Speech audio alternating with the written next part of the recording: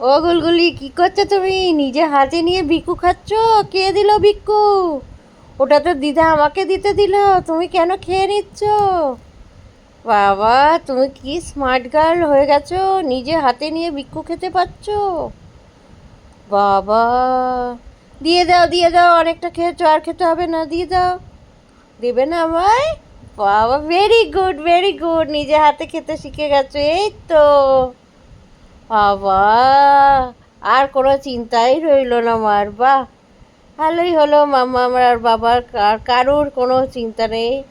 ওরগুলি সব নিজে খেয়ে নিতে পারছে।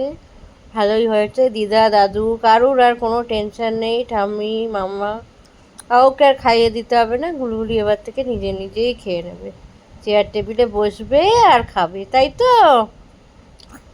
তাড়াতাড়ি দিয়ে দাও, আর খেতে হবে না তোমায়। এবার দিয়ে দাও, এবার দিয়ে দাও, আর খেতে হবে না, অনেকটা খেয়েছো, আর খেতে হবে না। দাও, ওটা আমাকে দিতে দিয়েছে, দিয়ে দাও।